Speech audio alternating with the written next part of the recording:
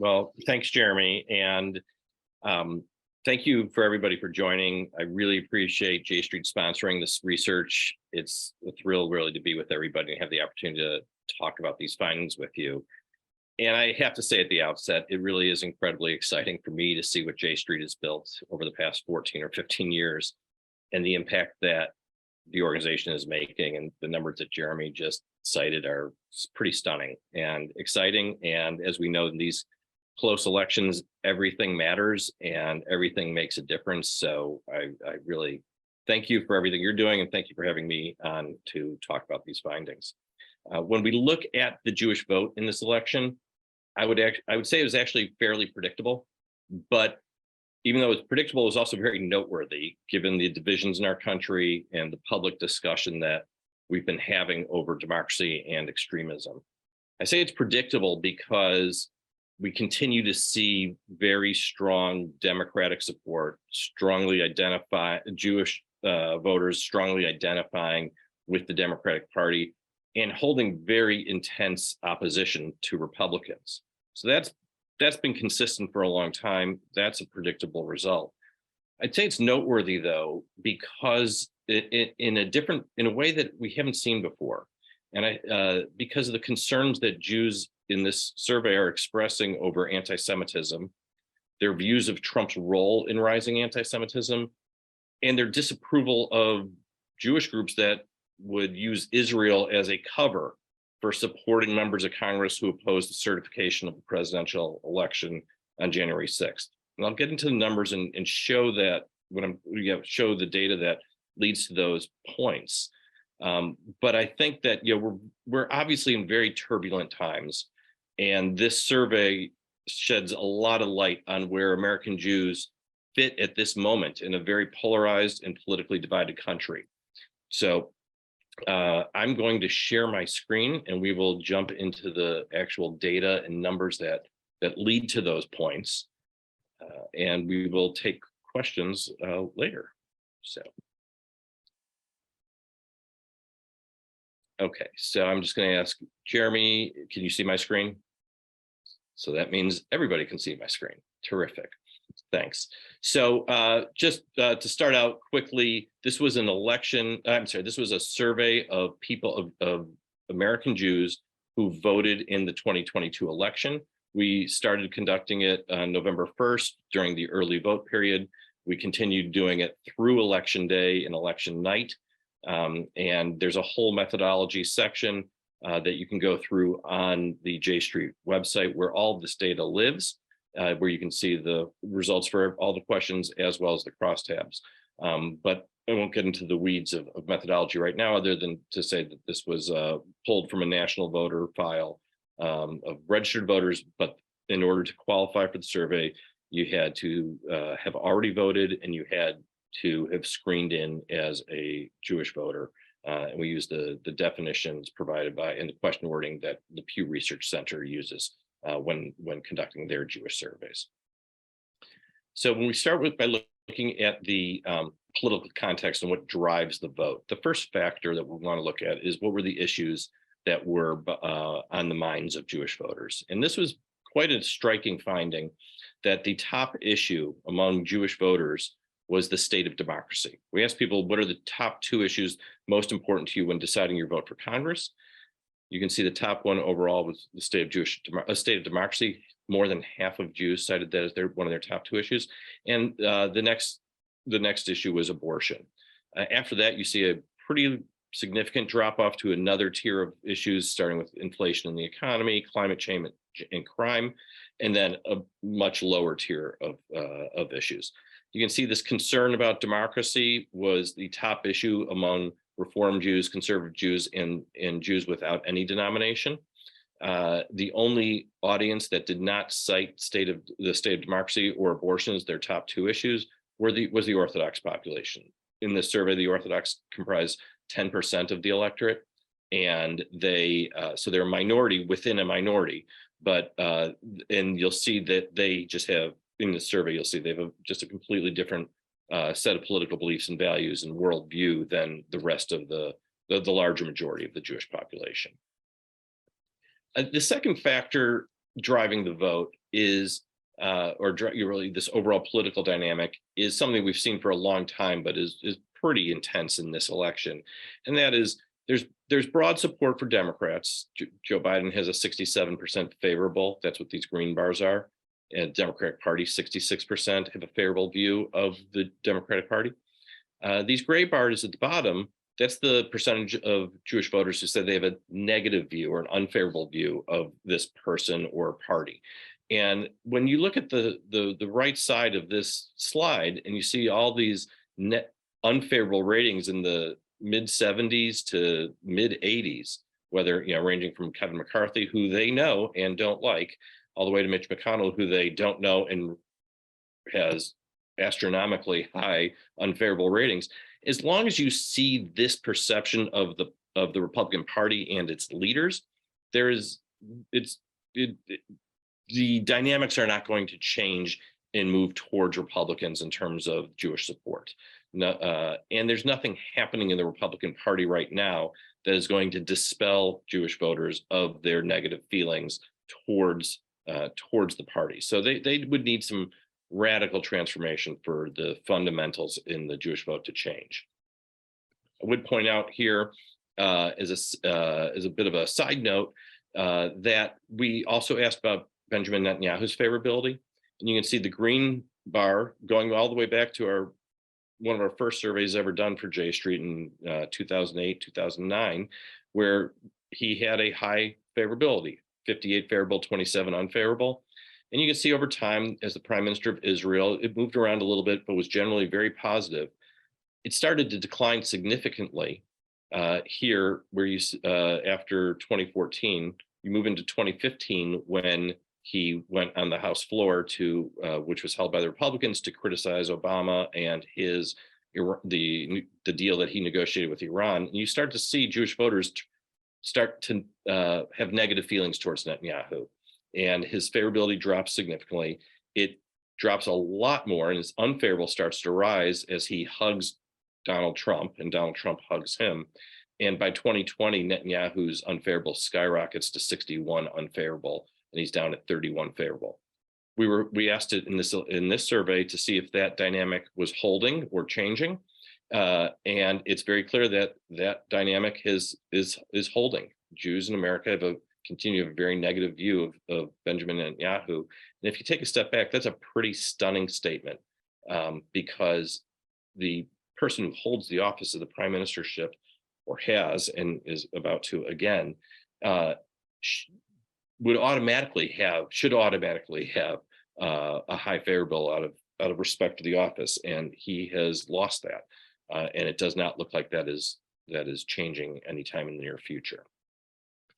Then the other dynamic that's important to understand in this election was the strong support that Jewish voters have for Joe Biden.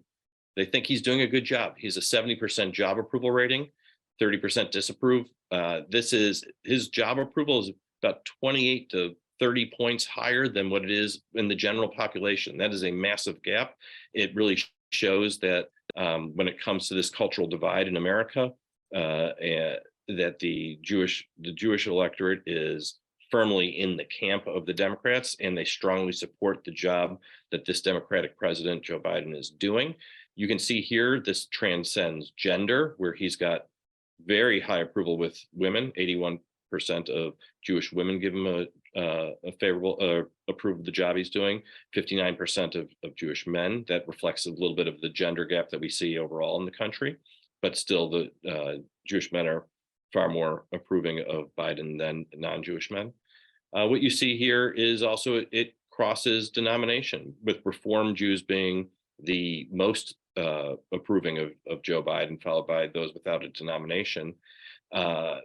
Those two groups, Reform and those without denomination, make up about 2/3 of the Jewish population. So that is a very important, has an important block of Jews to have so strongly favorable, so strongly approving of him. And you can see he also has strong approval regardless of age. So how does this play out in the actual vote? The headline, I guess, I'm sorry, it took a little while to get to the actual headline, but it's 74% for the Democrats, and 25% said that they voted for the Republican candidate running for Congress. So that is a large gap. That's quite consistent with what we've seen in the congressional vote during the Trump era. I say the Trump era, since 2016, that we have seen a bump in support for Jewish candidates. I'm sorry, a bump in support for Democratic candidates among Jewish voters. The historical average has been around 70%, so this is slightly higher than what you see historically. Again, it's been on the rise since Trump became the leader of the Republican Party. You can see, again, the vote across the different denominations and party identification. Very heavy support for the Democratic candidate, whether it's Reform, Conservative, or those without a denomination. Once again, the Orthodox population is the only group. They're 10% of the Jewish population, 20, and they are voting overwhelmingly Republican. You can see here, Jewish by party ID, very strong consolidation for both parties voting for their candidate, and a 20-point gap in favor of the Democrats among independent Jewish voters. So that a lot of that, for those who've been on these calls every 2 years, probably looks very familiar. Here's something that is different and a new dynamic that I believe has been introduced into the Jewish vote, or the dynamics in the Jewish community and the Jewish vote. And the first thing I'd say is that we ask people, how concerned are you about anti-Semitism in the United States? And this darker shade of blue turquoise is those who say that they are very concerned. 85% of Jewish voters said that they are very concerned about anti-Semitism in the United States. Another 12% said they were somewhat concerned. So a total of 97% are either very or somewhat concerned. You see, this is true across the board among Jewish voters. This is one area where where each denomination has pretty much the same level of concern. You don't see any variation. This is a common thread. The next thing that we asked was, half the sample got a question that said, how responsible do you think Donald Trump and his allies in the Republican Party are for a rise in anti-Semitism? And the other half of the sample, you can see on the right side of this slide, asked, how responsible do you think Donald Trump and his allies in the Republican Party are for a rise in white supremacy? And this was quite a striking result. 67% say that Trump and the Republican Party are very responsible, and another 9% somewhat. So 76% say that Trump and his Republican allies in the Republican Party are responsible for a rise in anti-Semitism, compared to only 21% who say they're not responsible. There's very little distinction between their view on his responsibility about a rise in anti-Semitism compared to a rise in white supremacy. I think this is this is a big deal, big statement about the former president of the United States, and something that is so viscerally painful and important to American Jews. We had a follow-up question to this, in which he asked, do you think that Donald Trump and the MAGA movement are a threat to Jews in America? And a comparable percentage, 74%, say yes. So and you can see, again, the only population that doesn't believe that is the Orthodox population. We've done other research for the Jewish Electorate Institute that asked if people are more concerned about anti-Semitism that they see originating from the right versus anti-Semitism that they see originating from the left. It's overwhelmingly a concern about anti-Semitism emerging from that originates from the right. There is no, the idea that there's an equivalency between these two things is not where Jewish voters' minds are, and they're very concerned about this. We also have done focus groups in which you see how frightened they are about anti-Semitism, and they cite things like the Charlottesville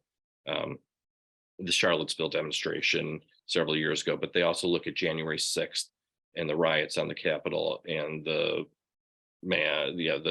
image of the Camp Auschwitz shirt, and they see elements, they see this intersection between white supremacy, election denialism, anti-Semitism, Trump and his MAGA movement, be feeling him emboldening this audience.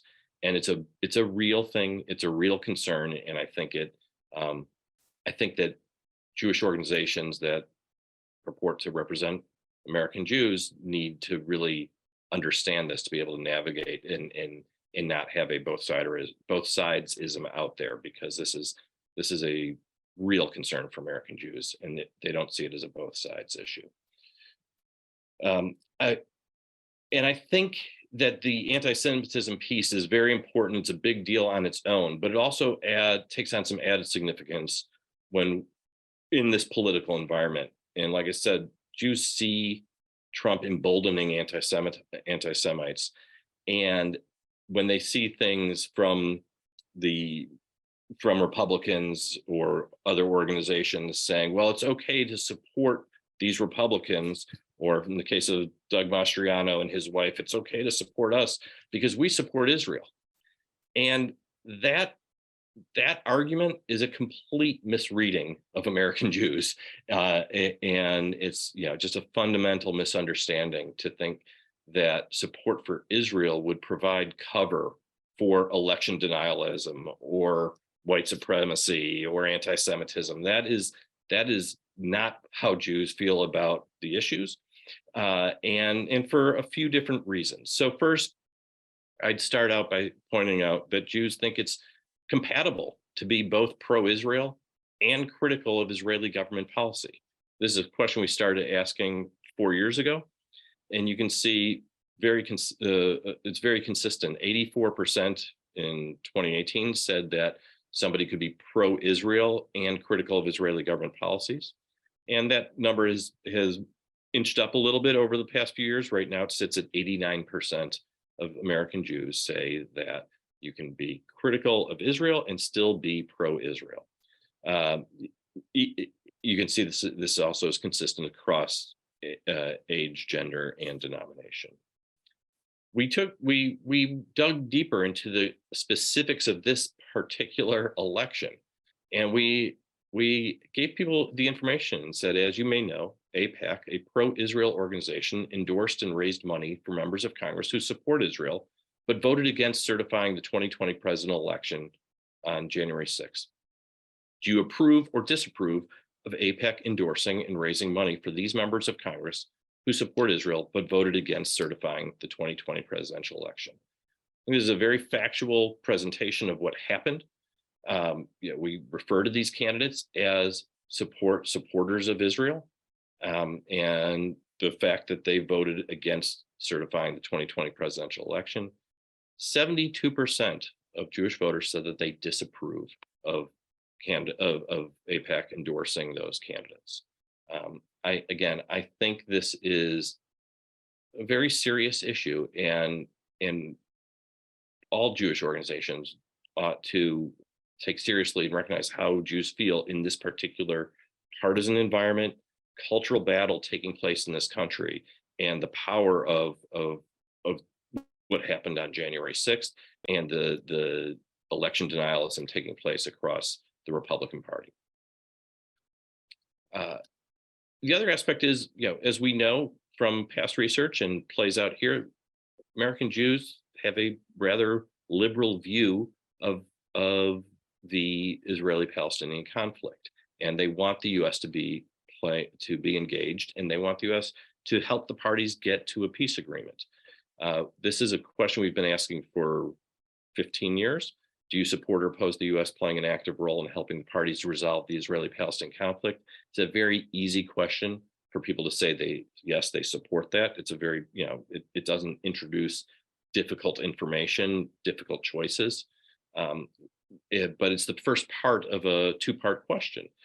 After they receive this question, we then ask people, well, would you support or oppose the U.S. playing an active role in helping the parties to resolve the conflict if it meant the U.S. exerting pressure on both the Israelis and Palestinians?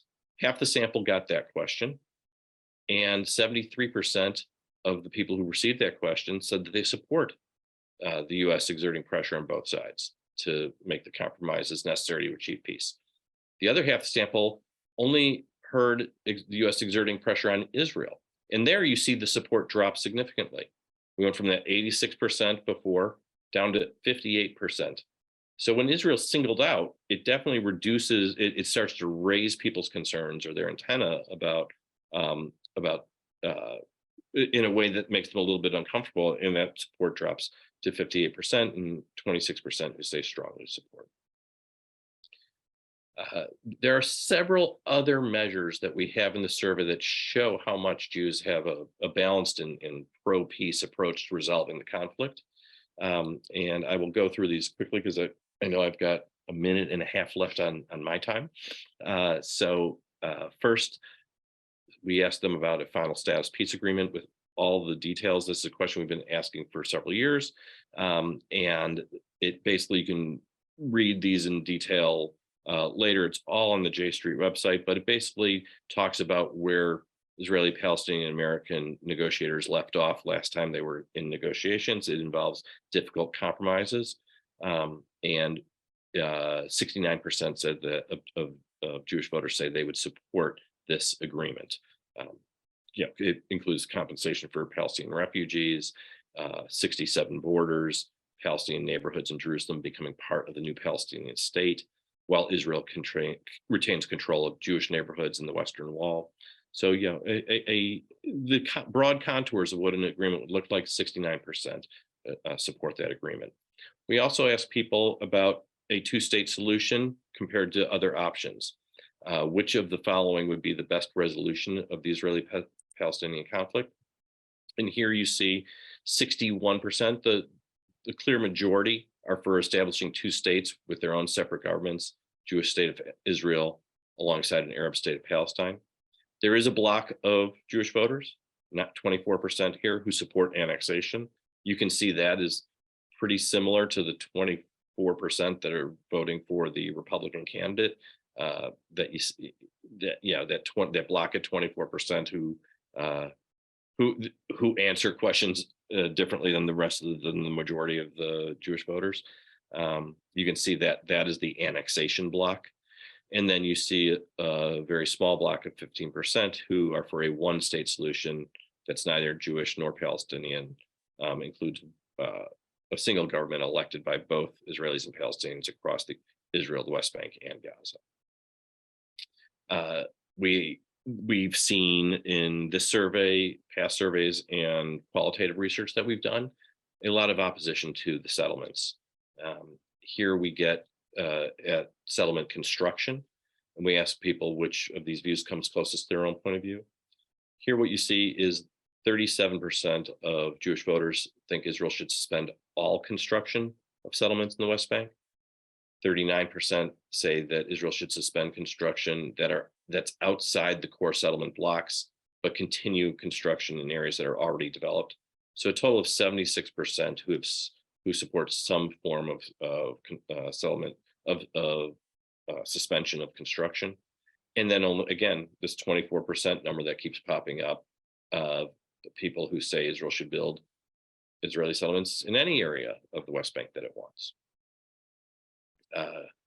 Just a couple more questions quickly.